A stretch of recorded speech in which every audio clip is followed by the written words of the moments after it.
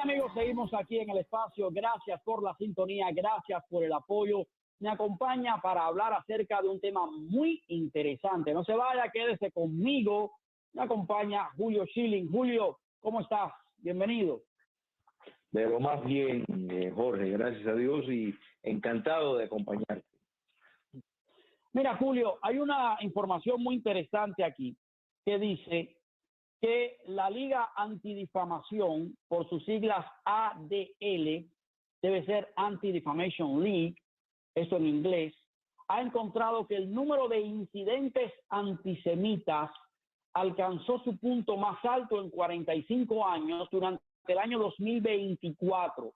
Y esto en un informe que también muestra el mayor aumento del antisemitismo en los campus universitarios. El informe de esta Liga Antidifamación, publicado hace una semana más o menos, pero se ha hecho noticia en el día de hoy, registró 9.354 incidentes antisemitas el año pasado en todos los Estados Unidos, un aumento del 5% respecto al 2023 y un incremento, oigan esto, del 893% en los últimos 10 años. Esta Liga Antidifamación comenzó a rastrear incidentes antisemitas hace 46 años y resulta que el año pasado fue el año de mayores incidentes, especialmente en las universidades. ¿Cuál es tu reflexión con este tema de las universidades? Porque se supone que las universidades tengan que ser ámbitos de tolerancia, de respeto, de reflexión, de debate y no de intolerancia precisamente. El problema, Jorge, es que la guerra que hace la izquierda precisamente no reconoce ningún espacio de diversidad. A ver, déjame poner acá. Sí. A ver, ¿se me escucha mejor? Sí, ahora se te escucha mejor, sí. Ok, mira, el problema es que la izquierda no reconoce, la ultraizquierda no reconoce ningún terreno de diversidad ni de opiniones contrarias.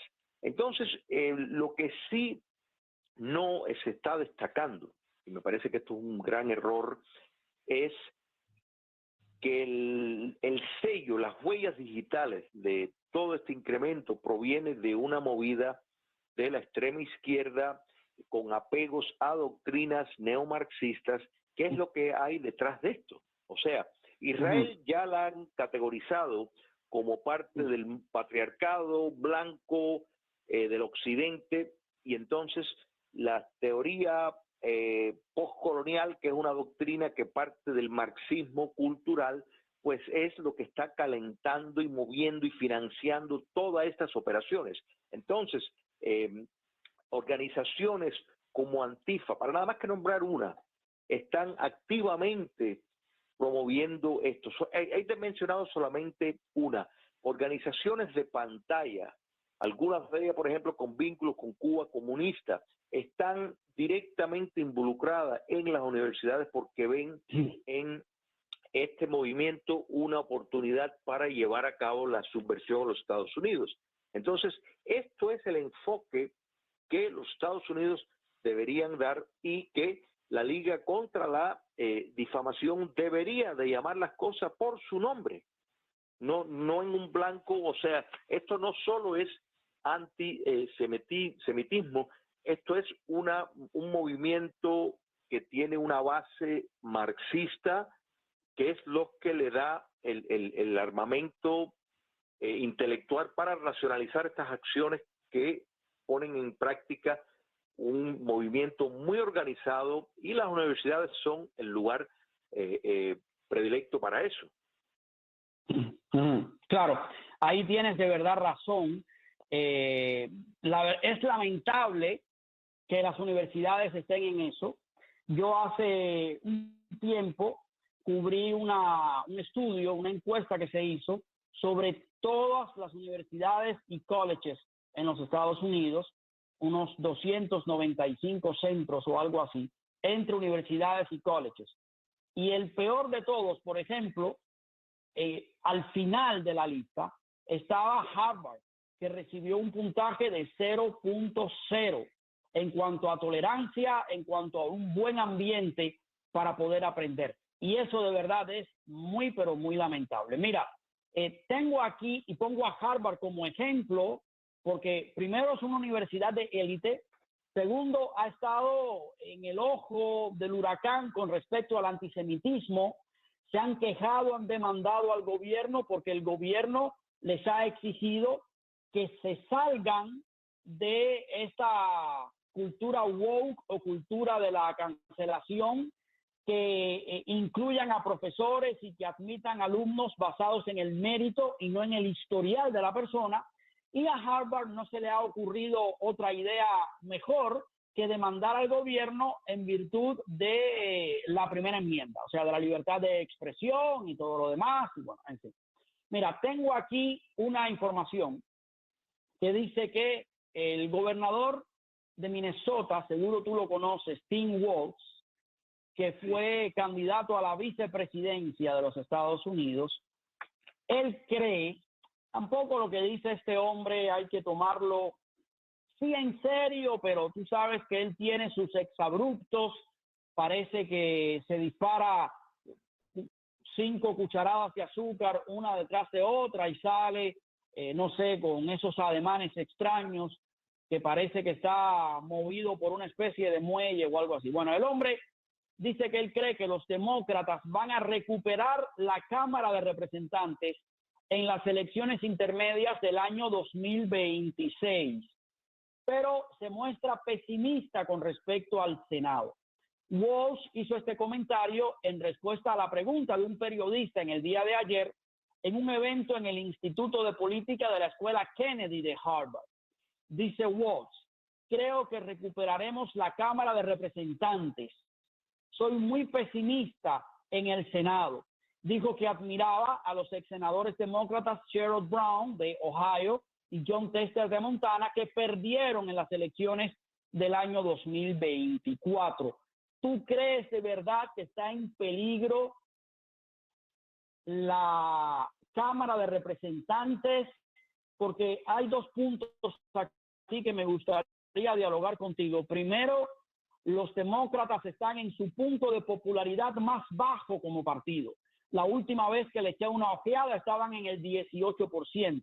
Pero hay 2 elementos que hay que considerar. Primero, es difícil para un presidente mantener la mayoría en ambas cámaras cuando vienen elecciones intermedias. Y también hay un estudio que plantea que las cadenas de televisión mayoritariamente le han dado a Trump una cobertura 92% negativa. Y hay mucha confusión entre la gente. Entonces, la confusión y la mala cobertura, unido al hecho de que es difícil mantener ambas mayorías, pero sopesándolo con la poca popularidad del Partido Demócrata, ¿qué piensas tú? Mira, el señor Walz, que no es una gran lumbrera, ni siquiera una lucecita, o sea, realmente fue un papel vergonzoso el que hizo como candidato a la vicepresidencia. Se está basando en, o sea, algo como decir la historia, decir, bueno, puedo decir esto y no voy a quedar mal, tomando en cuenta que la mayoría que tienen los republicanos en la Cámara Baja no es tan grande. Sin embargo, el patrón histórico de que normalmente en las elecciones a mediados de término, el incumbente, el partido en el poder pierde la Cámara Baja, o sea, pierde escaños, no necesariamente tienen que perder la Cámara Baja o el Senado, pero tienden a perder escaños. En este caso podemos ver una excepción, sobre todo si Donald Trump logra pasar, o sea, el Congreso logra apurarse para darles los recortes a los impuestos necesarios, que eso va a dar una ayuda enorme a la economía, dando tiempo para que la política de los aranceles se vaya estabilizando y se vea de una manera más palpable lo que ya se nota de una manera subterránea, y eso es la mejoría, que la economía está tomando una base mucho más saludable que bajo los demócratas. Pero el Partido Demócrata en este momento está, como tú bien señalas, perdida en el desierto, porque quienes están empujando y apareciendo como figuras llamando la atención siguen aferrados a la ultraizquierda de su partido. O sea, el obamismo sigue vivo y coleante, a pesar de que es un partido que tiene aspectos de cadáver. Lamentablemente, porque digo que es sano en una república tener un modelo saludable de bipartidismo, pero en este caso los demócratas lo que buscan es producir un cambio de sistema, y todos lo que hablan, o sea, estos mismos que fueron los que pedían censurar a la mitad del país, que los llamaba terroristas domésticos, que los querían meter presos, que los querían que el FBI operara como una policía política, como opera en regímenes autoritarios. Bueno, el pueblo estadounidense reaccionó en contra de eso. Entonces están atrás de inventando estos cuentos como la sacada del país de personas que claramente han violado la ley, que claramente en gran parte de los casos han cometido crímenes en los Estados Unidos y están del lado del agresor. Pero esto, Jorge, es consistente con cuando estaban en el poder. Esto lo veíamos, que defendían a los criminales que estaban robando nativos de acá a expensas de los ciudadanos que cumplían con la ley, pagaban sus impuestos y iban todos los días a trabajar. Entonces eso es la misma lucha de clases que la estamos viendo en otra manifestación y aún persisten en eso. Claro. Mira, ya tengo que irme a la pausa comercial. Gracias por tu participación en el programa, pero no quisiera despedirme sin antes analizar esta noticia, en un minuto tal vez.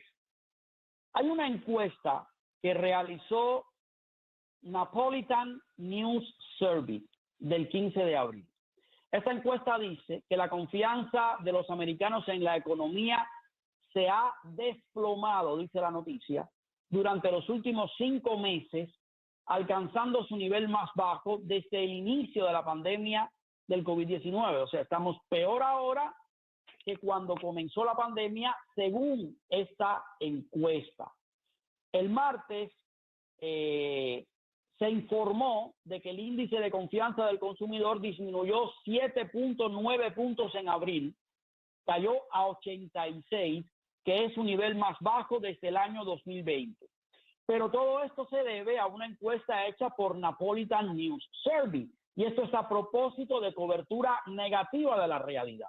Cuando tú vas a la página de Napolitan News Survey, te plantea cosas como que el 49% de los americanos prefiere un medio liberal a un medio conservador, y solamente el 38% prefiere un medio que sea afín al movimiento MAGA. Pero es que esto no coincide con la votación que tuvimos el año pasado, donde el conservadurismo y el movimiento MAGA incluso ganó el voto popular.